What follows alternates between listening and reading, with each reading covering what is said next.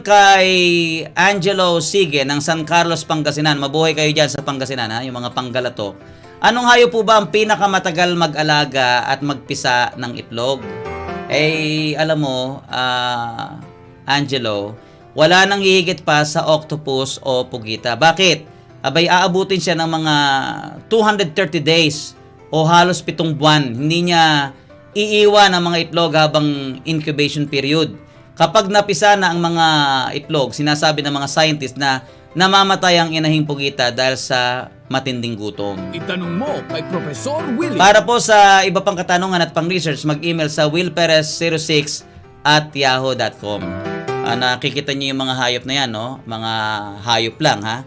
Gamitin na natin yun lang. Kasi tayo, Glenn, mataas na uri tayo ng nilalang, di ba?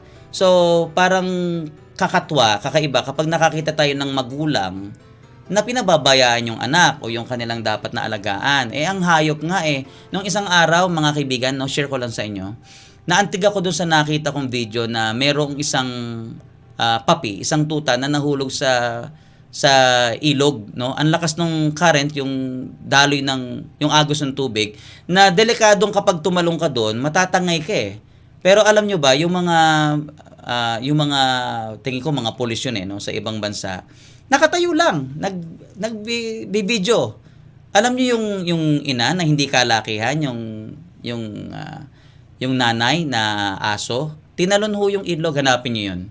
Sige, siguro i-type niyo, Glenn, no? Dog rescues puppy in the river. Ayun.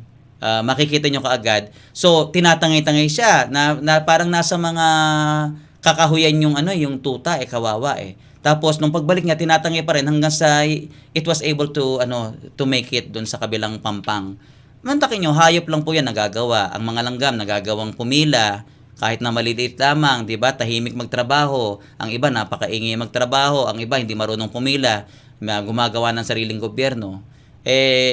Kung kaya ng hayop, higit na dapat kakitaan tayo bilang isang modelo, 'di ba? Ng